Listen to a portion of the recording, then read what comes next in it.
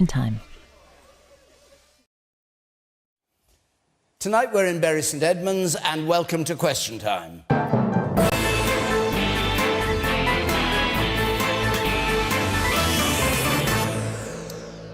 And with me tonight, the government's Culture Secretary, also responsible for media, digital and sport, once an economist at the Bank of England, Matt Hancock.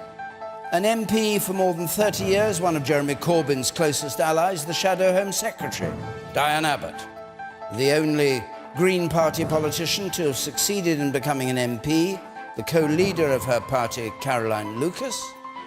An Australian-born human rights lawyer who represents the WikiLeaks founder Julian Assange, Jen Robinson, and a comedian whose material includes economics and politics and who supports Brexit, Simon Evans.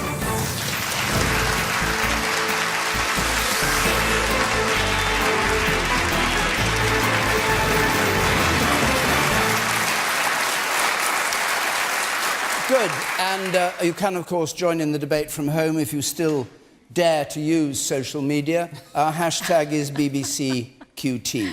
Our first question from Isabel Moyer, please. Isabel. Should Amber Rudd resign or be sacked? Caroline Lucas. Well, certainly one or the other, and if she won't resign, then she should be sacked. I think the Home Office is completely out of control. I think that it is making cruel and callous decisions. I think that there are Kafkaesque demands being made on people for paperwork and so on. So I think there's every reason to suggest that she doesn't seem to have any idea about what's going on in her own department. Watching her in the Select Committee yesterday was absolutely painful, where question after question she didn't know, and in particular not to know that there is a real systemic problem here. To me, is incomprehensible. Every single MP knows that there is a systemic problem. Anyone who has tried to contact the Home Office knows there's a systemic problem. So I think she should go, but I think that's not enough. I think we need to have a root and branch transformation of the Home Office. I think we need a commission of inquiry to find out exactly what is going on there, because it isn't just the Windrush generation, sadly. It is so many people who have tried to interface with the Home Office and find themselves treated with contempt, frankly. There's no other word for it. You know, time and again, I've tried to contact the Home Office on behalf of my constituents, and you wait for months and months, if not years, actually, frankly, sometimes, trying to get a decent answer out of them. People deserve better. So yes, she should go. The Home Office itself needs to have a root and branch transformation. But there's also something about the culture as a whole. And I just want to say one thing there, that, you know, this didn't happen in a vacuum. It happened at a time when immigrants are vilified over and again by our tabloid media, by the way in which the government tried to make landlords into kind of border guards. This is not happening by accident. What happened in the Home Office didn't happen by accident. It was a deliberate policy. It was an obvious outcome of this hostile environment, a hostile environment which Amber Rudd herself has said she wants to make even more hostile. She wants to speed up and get rid of even more people. And this way in which, well, just the last thing, just to say the way in which Theresa May has tried to pretend that this is only an issue for illegal migrants, I think is just disingenuous, because we know that the net removal targets created a culture in the Home Office itself where there was an incentive on people, if a psychological one, if not anything worse, to refuse people who have every right to be here. I think this is a real stain on our country, and at the very least, Amber Rudd should go.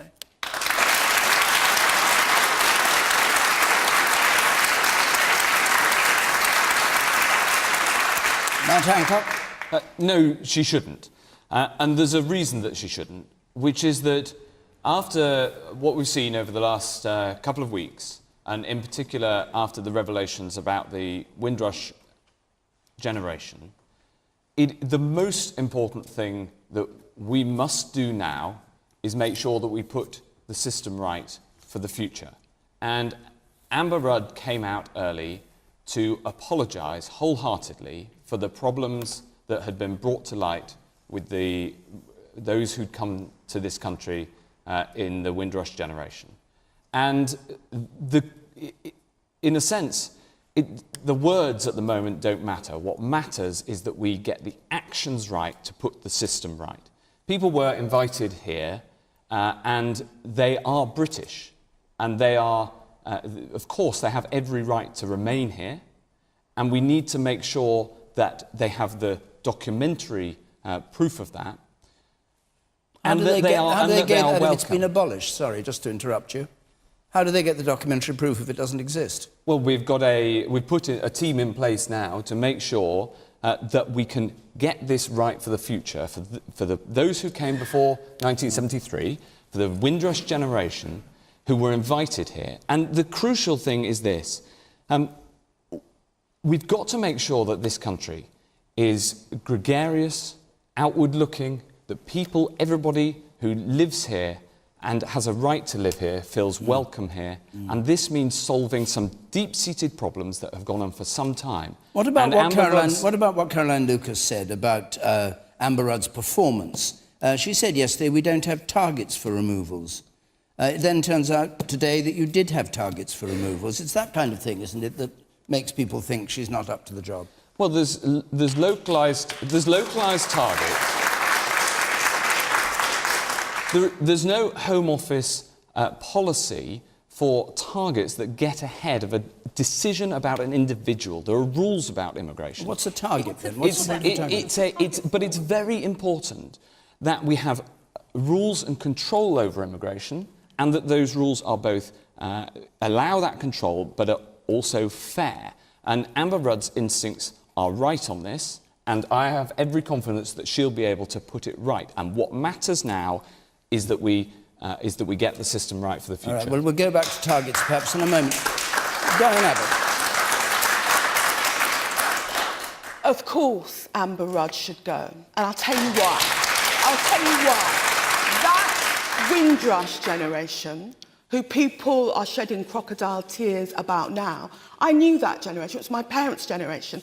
There is no more patriotic group of people. There was no more harder working cohort of people. And the way they have been treated is shameful. And let me say this about Amber Rudd. Matt is saying, oh, it's a recent revelation. In 2014, when Theresa May was Home Secretary, she changed the law to remove the protection from Commonwealth citizens. And I voted against that change, and I stood up in the House and prophesied what would happen to British people who people just assumed were immigrants. It's not a recent revelation. She's only done anything because it became a scandal in the newspapers. She has to go. How can you expect Commonwealth citizens to have any confidence in this government if Amber Rudd is allowed to get away with prevaricating, get away with saying one thing one day, the other the next day? We owe it to a group of people who helped to build this country to make sure that Amber Rudd goes.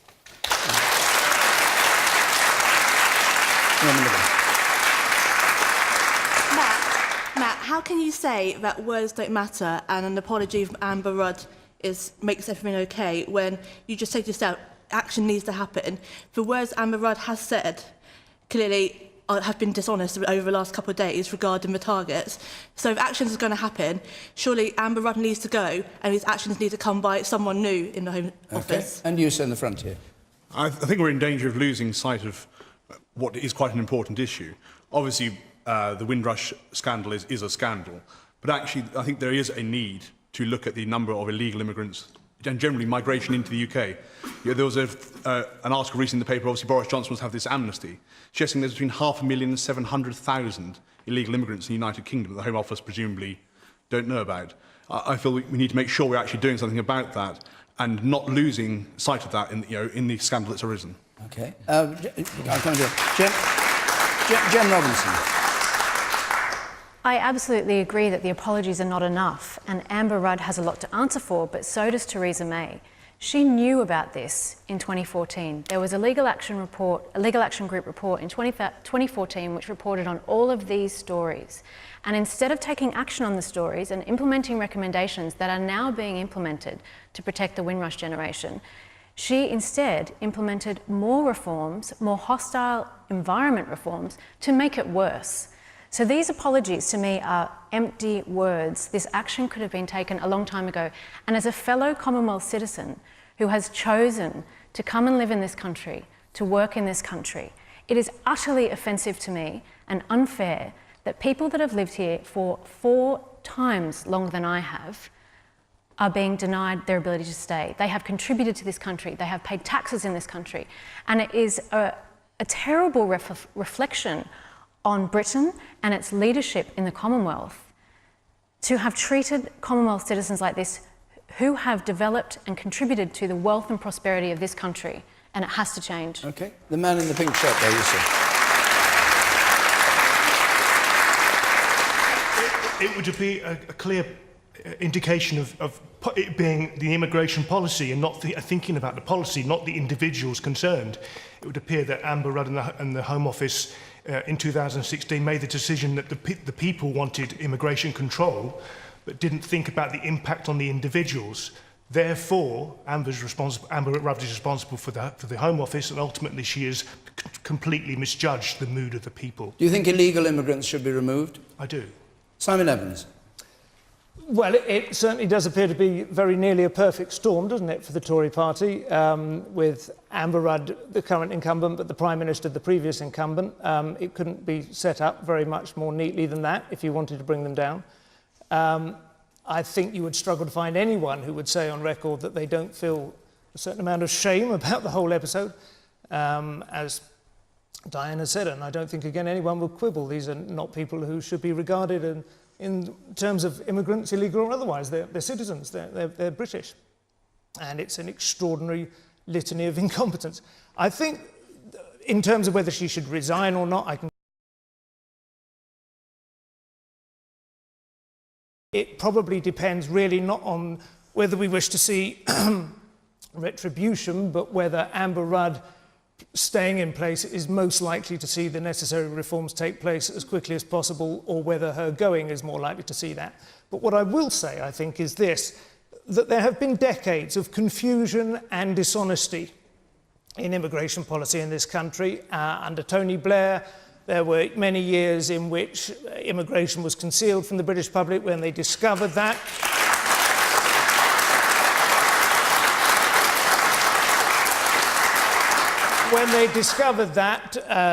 their anger was harnessed by the Tory government, who then instituted this climate of hostility, which has in turn swung far too far in the other direction and created its own problems. We need transparency. The British people are entitled to say what they want to see their government do on this, and we need to see a government that is willing to institute that and not try and, disguise what their true intent and actions are. Okay.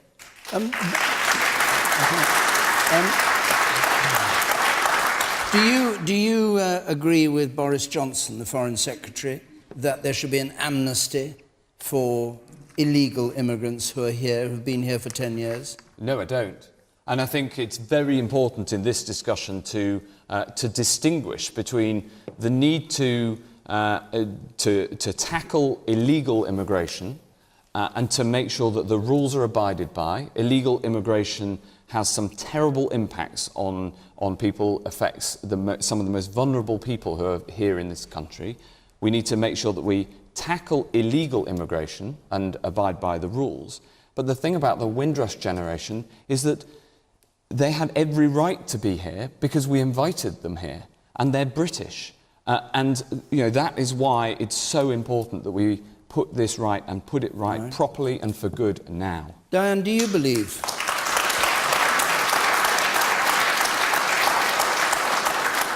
Do you believe there should be an amnesty for people who've been in this country illegally for 10 years? No, I don't. And one of the things I don't like, though, is how people confuse the issue of illegal immigrants with the issue of the Windrush generation. They were not immigrants. They were Commonwealth citizens who've been treated very poorly. And, we're not just talking about, they couldn't get a piece of paper, they couldn't get treatment for cancer, they couldn't come back to this country when they went back to the Caribbean for a wedding. So some of them were thrown out of their house, others lost their jobs. This is one of the biggest scandals in the Home Office for some time. So let's not confuse it with the issue of illegal immigration. And as for this idea that Tony Blair brought in immigrants and they were hidden from the British people, if immigrants were hidden from the British people, I don't know what all those people walking around London are. I mean, it's just absurd to talk in conspiratorial terms. This is an issue of right and wrong. The Windrush generation were treated in a wrong way, and we have to make it good.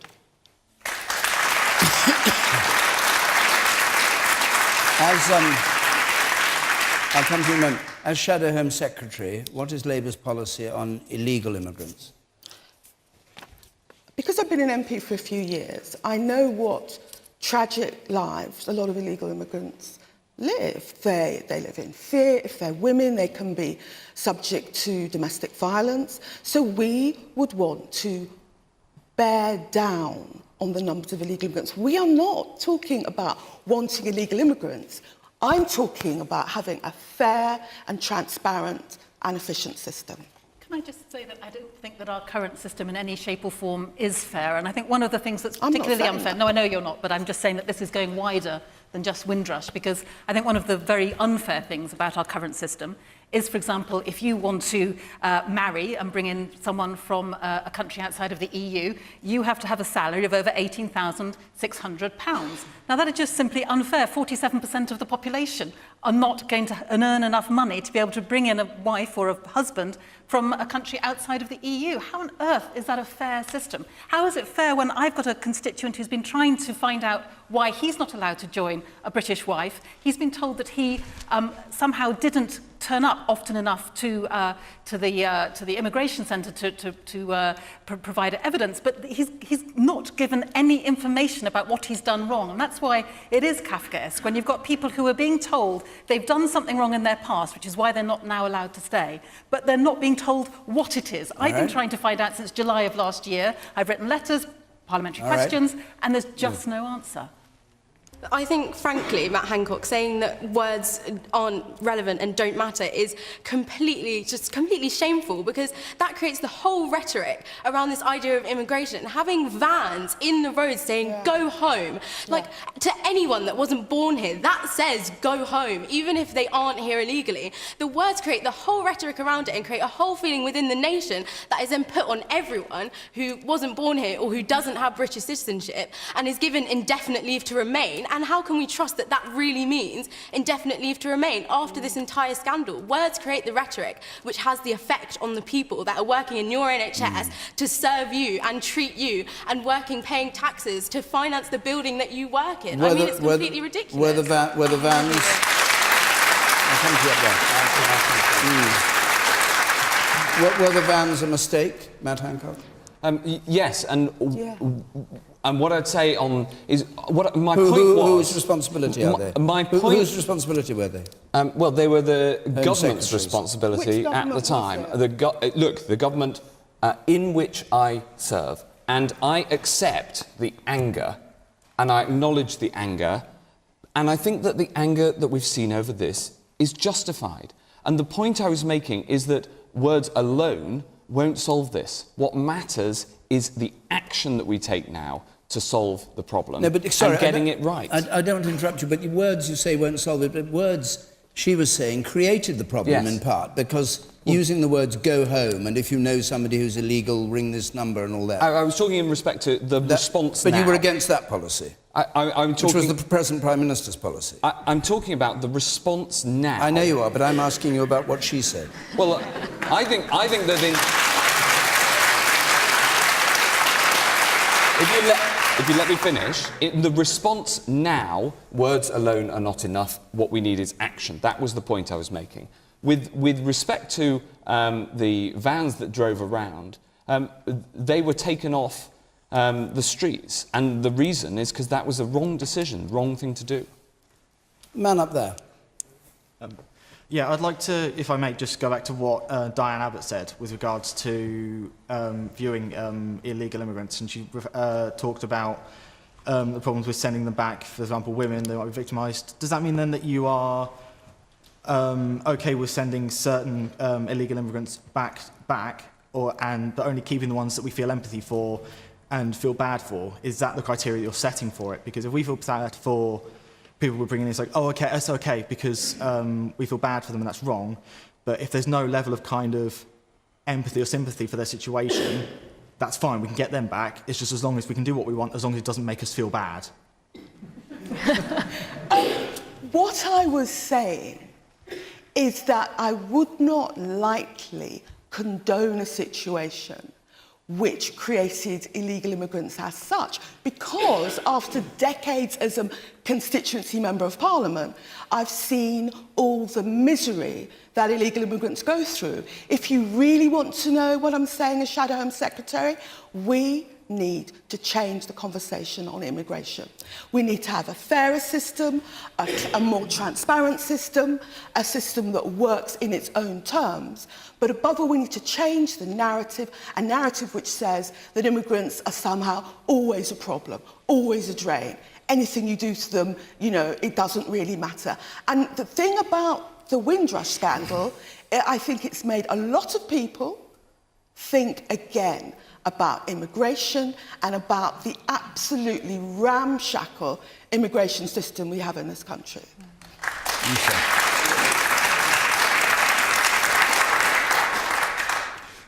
We've had a 20-year period in which no politician of any party has stood up and made the case for positive immigration. Is it little wonder that the civil servants who have to execute the policy get confused between legal and illegal immigrants? All of you are to blame. This is not a party matter. Every politician in this country for 20 years has ducked the issue.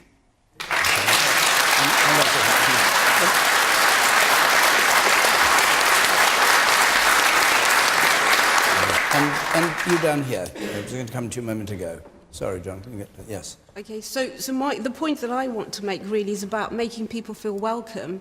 So I came to the UK in 1973, and I have held a British passport now for more than 30 years. But every time I go to renew it, I'm always reminded that it's actually not worth the same as someone else's British passport, because I always have to prove that I'm a British citizen, in spite of having a British passport. So I don't feel welcome when I come to renew it. Want to come in on this?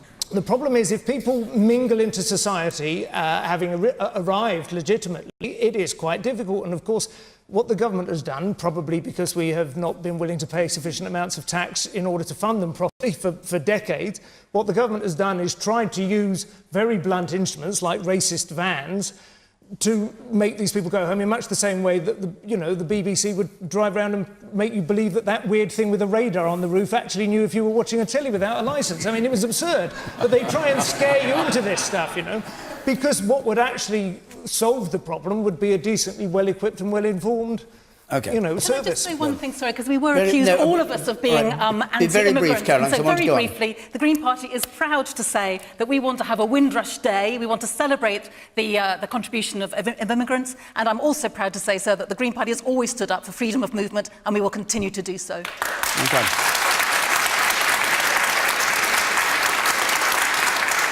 So, before we take the next question, we're going to be in St Albans next Thursday. The week after that in Kettering. On the screen are the details of how to apply, and as ever, I'll give them at the end. Julie Pearce, can we have your question? Why does Labour have such a problem with anti-Semitism? Jen Robinson. Look, I think anti-Semitism is... I'm not sure that it's a problem just with the Labour Party. It is a problem across our society. Anti-Semitism is an awful form of racism, and one that must be rooted out from across the political spectrum, whether the Labour Party, the Conservatives, and across society. It is, unfortunately, a particular form of racism that has deep roots in Western society, and we must continue to be vigilant about seeing the new forms it takes and making sure we take action. It is not a smear, I would say, and I think there's been a lot of discussion about this week. It is not a smear to call out anti-Semitism. It must be called out in all contexts, in all circumstances, against all parties, on its own terms. These phrases are often used for political ends, but it must always be called out, and we have a responsibility to do so. And I think the Labour Party has done the right thing by trying to sit down and listen to those who are affected, to sit down with the Jewish community and listen to their complaints, and that's the first step towards finding a solution. Of course it could be done better, and there have been some excellent suggestions from the Jewish community, including expediting complaints, which I think would go a long way to to assuaging the community and assuring them that action is being taken and that must be implemented. And I'm sure it would be much better for both those accused of it and those who have suffered it that these complaints are dealt with much faster. Okay. But to say it's just a problem in the Labor Party, I don't think that's correct. Okay, you say. I would just like to say that generally through looking through Labour's experience with anti-Semitism, what I found was that it was less anti-Semitism and more based around anti-Israel policy. I feel like that's kind of understated when people talk about anti-Semitism, and they kind of mix the two things up very... Matt Hancock, do you believe Labour has a problem with anti-Semitism, as Julie Pearce is asking? Why does Labour have such a problem? Well, there's clearly a problem, and they've admitted it. And anti-Semitism is wrong. It's a horrific form of racism, and we've seen the horrors that it can lead to. But I think that I very much hope that the Labour Party is now getting a grip on it, and I wish Diane and Jeremy Corbyn well in their efforts to do so. But it is clearly a sore that needs to be sorted out. I'm worried that it's part of a wider issue that I have a big concern about, which is the whole political discourse is harsher and more unpleasant, and there's more bullying than there used to be. Yes, there's the anti-Semitism issue in the Labour Party, but it's that it's harder to have a reasonable debate.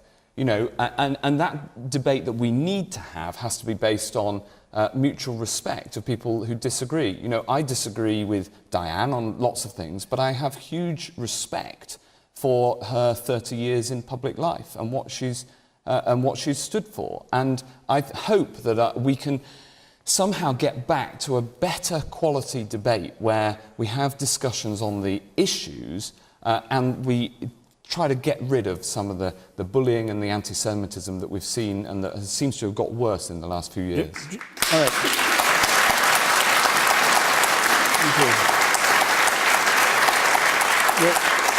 The woman in blue had her hand up. Yes. Yes. While I agree that anti-Semitism isn't totally the unique property of the Labour Party, and we do have an anti-Semitism problem a little bit in the whole of the society, just as we have some racism in the whole of society, you can't deny that it's a much more profound and extreme problem with Labour. And I think that goes back to what somebody over there said, that some people in the far left, Corbyn, and the people in the far left of Labour have a problem with Israel. And I just wonder why they always set Israel up as the kind of hate state. And you look at, OK, the way they've treated the Palestinians, but Turkey has treated the Kurds terribly. Syria has, bombed its own people. We think used chemical weapons against its own people. Lots of states, especially in the Middle East, do atrocious things, including Israel.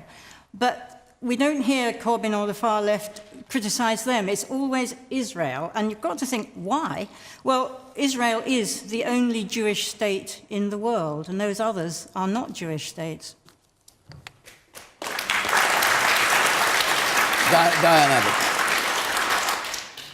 I take anti-Semitism very seriously, partly because I've literally spent a lifetime fighting racism, anti-Semitism and discrimination of all sorts, but partly because in Hackney I have one of the oldest Jewish communities in the country, and I respect that history, I honour that history, and the links between the Jewish community and the Labour movement go back a century. But there's clearly a problem in Labour that the party forward. Now we've got a new General Secretary, we're bringing a team of lawyers, we're going to resolve the most serious cases, including Ken Livingstone, by July. But I would say this, because I take anti-Semitism very seriously, for instance, in my constituency, I have a community of Haredi Jews that are actually subject to hate crime more than other Jews, because, they wear that costume, they walk to synagogue. But because I take it seriously, I hope people aren't going to make it some kind of party political game. Anti-Semitism is wrong. I fought it all my life. I'm glad that we're acknowledging in the party that there's more that we could do. But if we just make that issue of racism and anti-Semitism descend to some party political game, we're not doing the seriousness of the issue justice. When you said a couple of years back that it was a smear against ordinary party members to say the Labour Party has a problem with anti-Semitism, which you said to Andrew Marr, I think it was, do you still feel that it's that, like Len McCluskey said, that people who go in on anti-Semitism are actually smearing Corbyn and smearing the party? Anti-Semitic views are confined to a tiny minority in society and a tiny minority in the Labour Party, but they're undeniable and they're horrific. And I took part in a debate, I think it was last week, where a number of MPs on both sides spoke about their personal experiences, and that was very moving. But the idea that there is much more anti-Semitism in the Labour Party and none in any other party, that can't be right. Simon Evans. Well, that's interesting. I mean, I think I can understand why Diane is saying that. And certainly, I think historically, parties have taken advantage of an unfortunate tendency or a slip of the tongue or something to pounce. And certainly divisions within parties have tried to gain ascendancy within their own party off the back of that. But I really don't think you can regard this present circumstance as an example of that. I think it is... I mean, to be honest, it was almost, if it wasn't so serious, it was genuinely quite comical at one point. Ken Livingstone couldn't appear on camera without talking about Hitler, and it just became quite laughable. But I think what we really have here, more than anything else, if you want to approach it and say root it out, what we have is a problem that Jeremy Corbyn has with specifically addressing specific issues which he is being asked to do. He did it again with the IRA, of course. He has referred, and there was a time, of course, when he was on the backbenches, and in my view, he was very well suited to that situation. You know,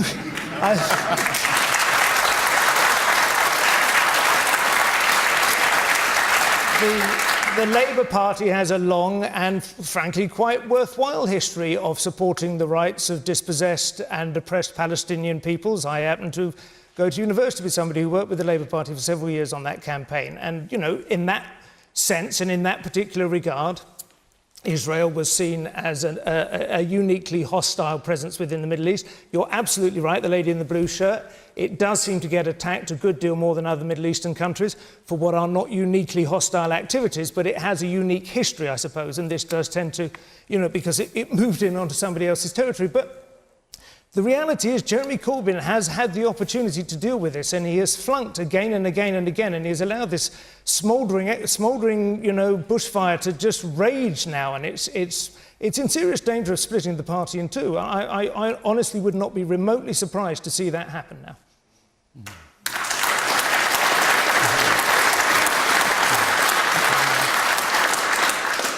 Sadly, regardless of what Diane Abbott said, and I used to live in Hackney, there is a perception now that the Labour Party is becoming more and more anti-Semitic, and as the gentleman said, it is a smouldering fire which must be stamped out, and it almost seems like the leader, Mr Corbyn, is reluctant to take the issue. We're in a town where Magna Carta was born 800 years ago. There's a Jewish memorial in the town centre back to 1109 for 57 Jews that were murdered. We all know what happened 80 years ago when there was another anti-Semitic thing and it ended up in the Holocaust. This is 2018. The Labour Party needs to get a grip of this and stamp it out once and for all.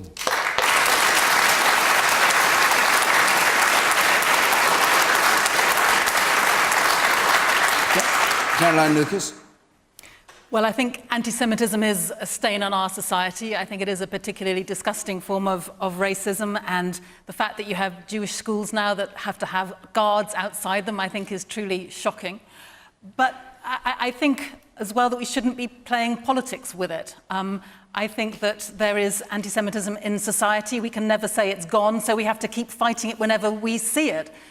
But the point I wanted to pick up actually was the point that's been made by a couple of people in the audience about this issue of whether or not the left is more anti-Israel. And I think we have to be so careful in what we mean and how we say it. I'm not anti-Israel, but I am sometimes very critical of the actions of the Israeli authorities, quite often the illegal actions of the Israeli authorities in Palestine. And I do get very frustrated that quite often that isn't called out when there are, for example, more homes being built on the occupied territories against UN laws, when there are housing being demolished, when the wall is being built in a way that basically cuts Palestinian farmers off from their land. I don't think we should be afraid of being able to say those things in a way that is not anti-Semitic. We're not saying anything about Jews, we are saying something about the policies of the Israeli government and the Israeli authorities. And I think making that distinction is hugely, hugely important.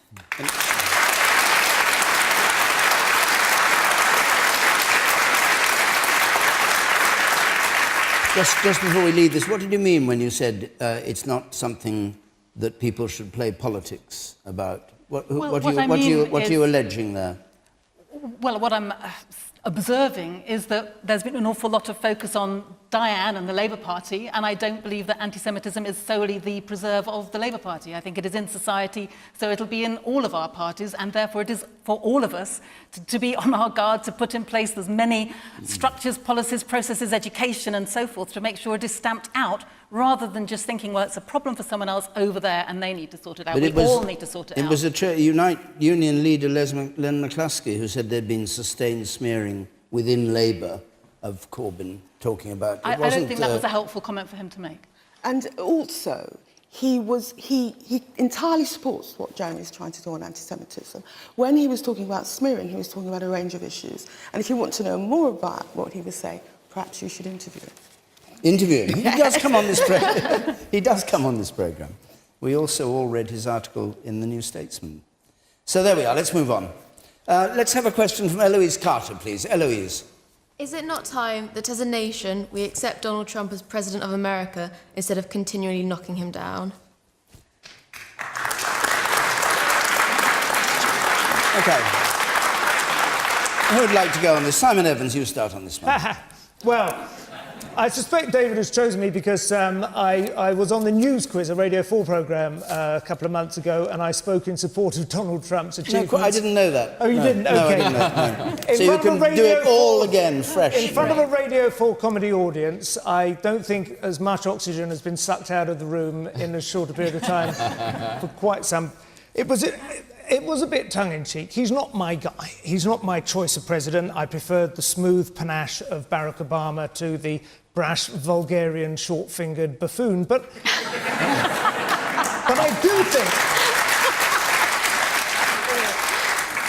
I do think the lady who asked the question has a very good point. I think if you look objectively at Trump's administration so far, it has certainly not been the car crash that was anticipated by many of what Michael Gove would call experts. Paul Krugman, for instance, a Nobel Prize-winning Keynesian economist, anticipated that the US economy would be absolutely on the floor by the end of the first year of his administration. He said, quite categorically, it will tank. The stock market will tank, the economy will tank, jobs...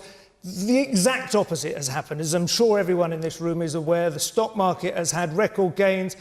Unemployment is very low, including insignificantly among the black population in America have benefited in employment terms.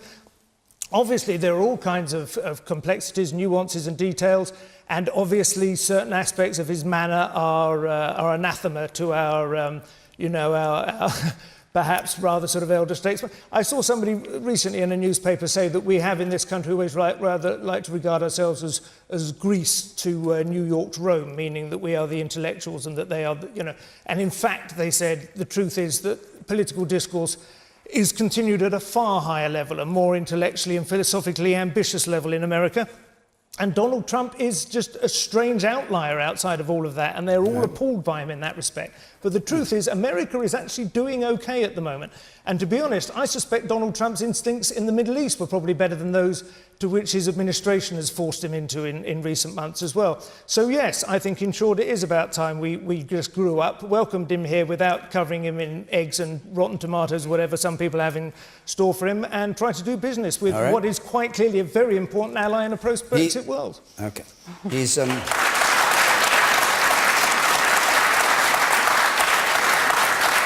He is, of course, coming here. It was announced today in July, Friday, July the 13th, a lucky Friday. Jen Robinson. Donald Trump is not our president, though sometimes you might wonder, given the decisions that this government makes, to do his bidding at the first ask. What are you thinking of there?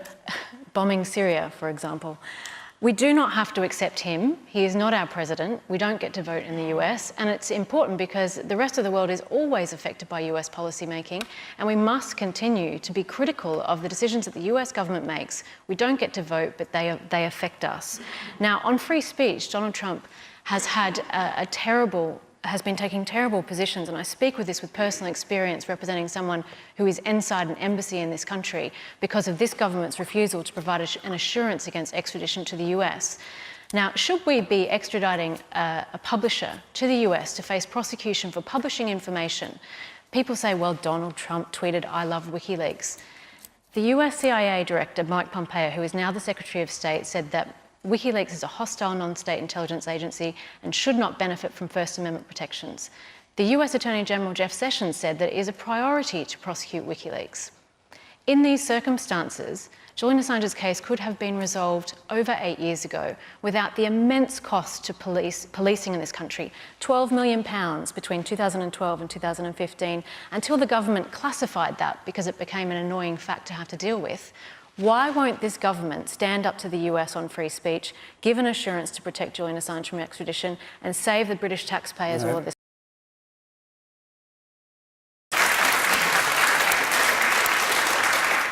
It wasn't the question that was put, but you're a lawyer and you choose how you'll answer any question, I suppose. But I do want to go back to Eloise Carter, who asked the question. What do you think of what Jen just said? Well, I think that instead of focusing mainly on freedom of speech and stuff, that we should embrace the fact that he is the President of America and that we cannot change that, and that especially with going forwards with Brexit, that he's going to be even more important to us than ever before. So we should just embrace what we have to deal with now. OK, Caroline Lucas, do you agree with that?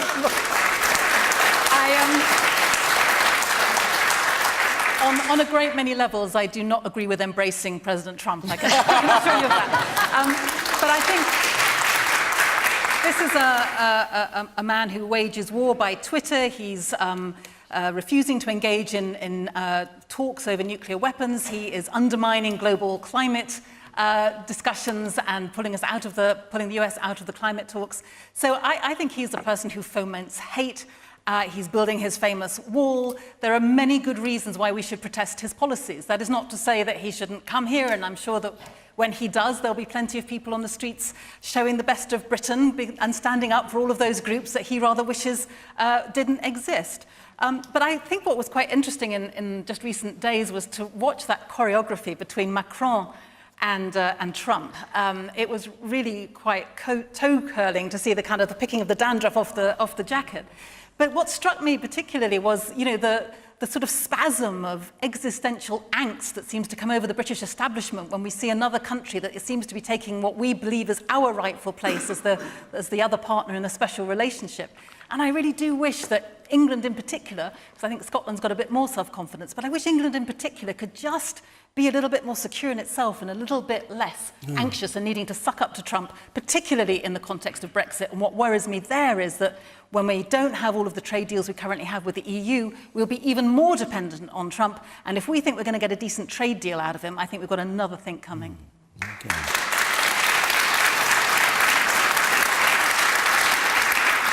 So, Matt Hancock, that implies that Theresa May was a bit jealous of Macron's reception and the... Well, I can put my arm around you as well, David. Right, come on. Of course we should, and we do accept that Donald Trump is the president. It's an incredibly important relationship. The relationship, of course, is much deeper than any one person. There's strong relationships at all levels, in government and amongst people. We have to make sure that we influence the strongest economy on earth. The United States kicked out more Russian diplomats than any other country in response to the Salisbury attack. There have been strong supporters when we've needed them recently in the face of Russian aggression. So we need to keep working with the Americans and with President Trump. And especially, as I didn't expect to say this, as I agree with Caroline on the point about post-Brexit, we need to be looking to the whole world. We need to be engaging with the whole world. We need to be trading with the whole world. Well, there was a bit of what you said I agreed with. And the crucial point is this. We need the self-confidence to be looking out to the world, to be entrepreneurial, and that means making sure that we're close to our greatest trading partner, which is the United States of America. As a young Muslim living in the UK today, I don't see why I should have to accept him as my president. He's done nothing for me, he's done nothing for my community, he's done nothing for my family. All he does is spread his hateful rhetoric. It angers me, it saddens me, and most of all, it scares me that people think like this, that people have so much hate directed towards someone they don't even know. The amount of times that I have been called a terrorist is awful. It's disgusting. I see people looking shocked. I'm not even shocked. I think, how am I going to deal with this? I don't want to have a president here who adorns to all of these views, and I hate that I have to say that to people as well.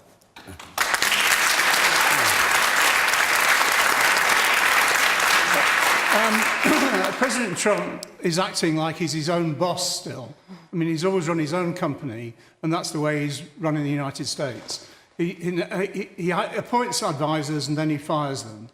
And he makes threats to people and he doesn't follow them up.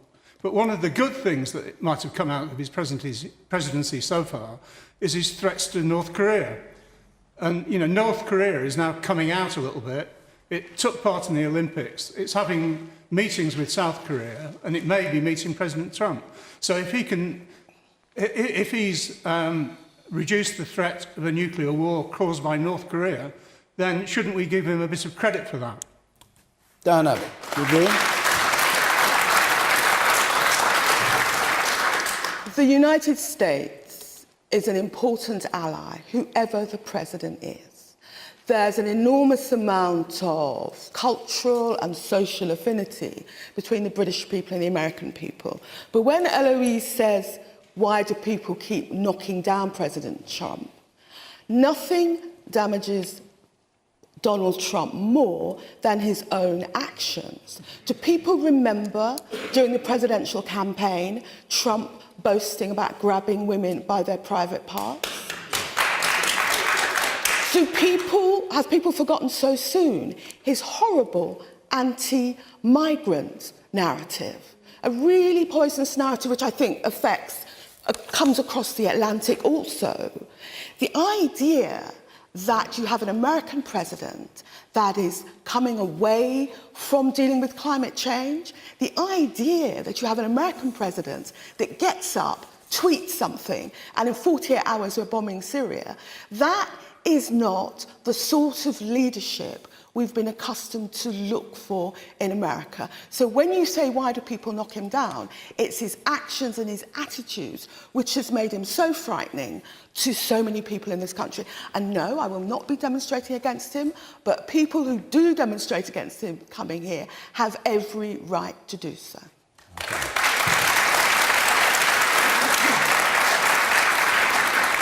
We have under 10 minutes to go. We have to have our traditional catch-up on where Brexit has got to, as we try through the fog and the murk to work out what on earth is going on. So I'm going to take this question from Iris Taylor. This is the thing they've been going on about all week and indeed yesterday. Iris Taylor, let's have your question. Would staying in the customs union still deliver Brexit? Yes, customs union was, as everybody keeps saying, not on the ballot when the country voted by 52% to leave the EU. So would staying in the customs union still count as Brexit? Matt Hancock. Well, I think that we should leave the customs union. I voted Remain, but I said before the referendum that I'd accept its result. and I do.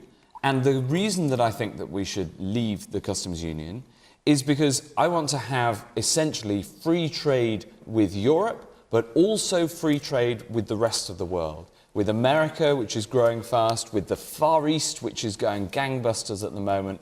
And I want Britain to have that self-confidence, to be looking out to the whole world, to be able to strike trade deals of our own, as well as having good trade with Europe. Because it is this trade right around the world that generates jobs and prosperity and makes Britain what it is. Just to clarify the point, if we stayed in the customs union, you would regard that as not leaving, not honouring the referendum? I don't think that's the best way forward. I think the best way forward is to leave. No, that's not quite what I'm asking. I'm not quite what I'm asking. You know the argument that's going on. If we were to find some form of remaining in a customs union, would that, in your view, be in defiance of the 52% who voted to leave the EU, or not? My argument is that the best thing to do is have a good customs deal with the EU. Yes, I know that. Well, there you go. Well, I'll say it again if you want. No, I just wish you'd answer my question. It's actually the question that was asked by Iris Taylor. Would staying in the customs union still deliver Brexit, yes or no? Well, Brexit means leaving... Brexit is leaving the EU. But is it leaving the customs union? That's what's arguing in Parliament, arguing today in Parliament, arguing in the Cabinet. Is staying in the customs union leaving the EU or not? The reason that I'm answering the question in my way is because That's a way of saying you're not answering the question. Is because what we've got to do is get the best possible arrangements with Brexit. And the best possible arrangement is to leave the customs union and to strike a good deal with Europe and good deals around the world. OK. Diane Abbott, will you have a go at it? Would staying in the customs union, from Labour's point of view, still count as Brexit? We're very clear that we want to stay in a form of customs union. And there are good reasons for that. Business and manufacturing are terrified of us coming out of the customs union completely because they've got supply chains across Europe, and if there is no type of customs union, they're going to find themselves in a very problematic situation. There's also the question of Northern Ireland. The Tories have yet to come up with a solution to the Northern Ireland border which doesn't involve being involved in a type of customs union. The Labour Party respects the Brexit vote, but more than anything else, we want a Brexit which is good for jobs, good for people, good for the economy, and that means staying in a form of customs union. And the single market too? No, we're not talking about the single market, but you asked me about the customs union. Yeah, I'm only throwing in the single market. Yeah, well, you can try. No, a customs union... Labour should be going further. Labour should absolutely be going further on this. And you know, what you've just said, Diane, is true of the customs union, but is even truer if you were to stay in the single market too. And to be honest, seeing Labour resile from that position, not actually standing up for so many communities that we know are going to be much worse off as a result of Brexit, I think is a real, real shame. You, sir. Diane made the point. During the referendum, I didn't hear any talk about the Irish border. No. It just wasn't considered, and it's one of the major things now that's come out in Brexit. And what do you make of that? I think it's a pig's breakfast.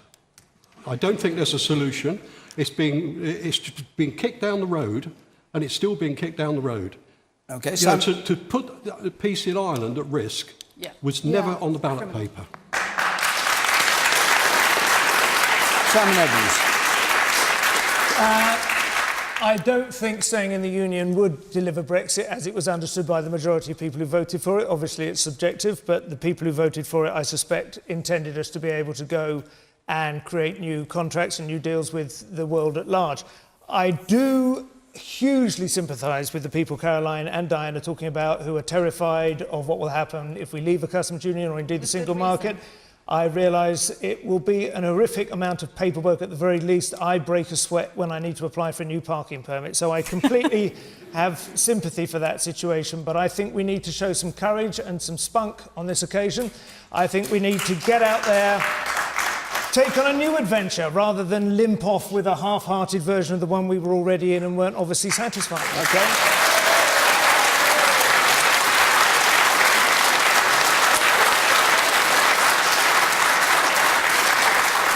Jen Robinson.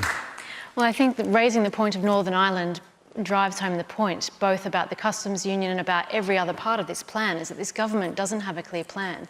And Theresa May never had a clear plan. She is unwilling to go before Parliament and make a clear and persuasive case about each aspect of this plan. Whether we're talking about Northern Ireland, there is no solution for this. If we respect the rights that have been given under the Good Friday Agreement, constitutionally, I don't see how we can sustain the current devolved constitutional arrangements. Whether we talk about the Charter of Fundamental Freedoms, this government promised us that human rights would not be affected as a result of the Brexit. That was just not correct. And the only thing that is saving us from that is the fact the House of Lords exercised supervision over this and has insisted that if we are to have EU law apply in this country, that the Charter of Fundamental Freedoms will apply to protect us. It is an absolute dog's breakfast, and it is a shame that this country has had its constitutional structures pulled apart without a clear plan. Okay. Yeah. The point raised by you is very, very valid, and that is that... By who? Simon. Yeah, Simon. Sorry. Well-known Radio 4 personality. Radio 4. Radio. Yes. Go on.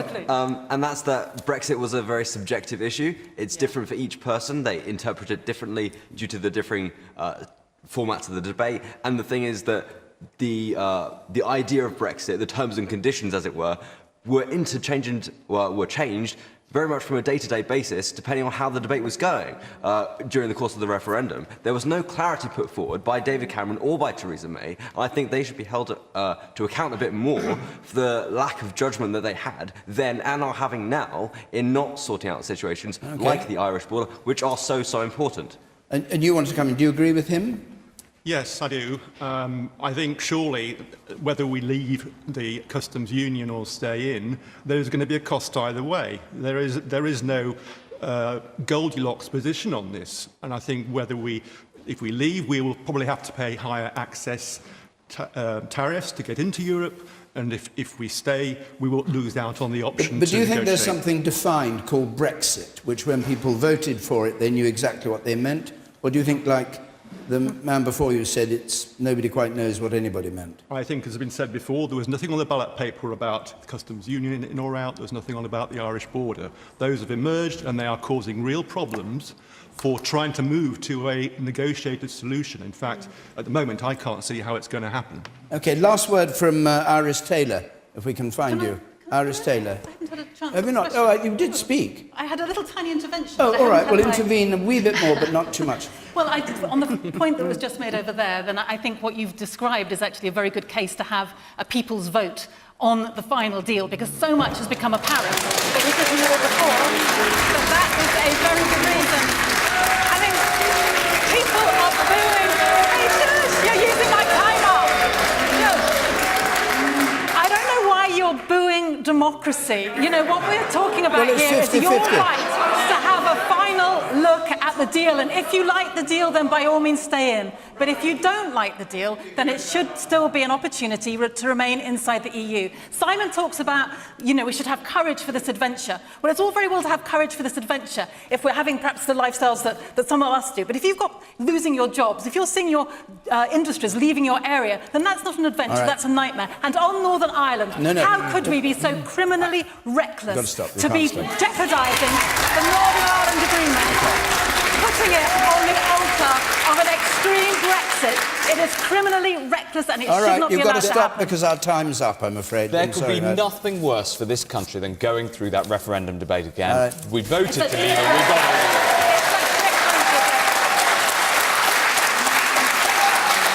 OK. Time's up. We were just getting started. Yes. St Albans next week, and the week after that, Kettering. And on the screen there, how to get to those two places if you'd like to come. 0330 123 9988 is the number to call, or you can go to the website. Remember, this debate goes on, as always, on Radio 5 Live with Adrian Chiles. But because we've run rather over our time, let me just say thanks to our panel. Thanks to all of you who came to Bury St Edmunds. Until next Thursday from Question Time, good night.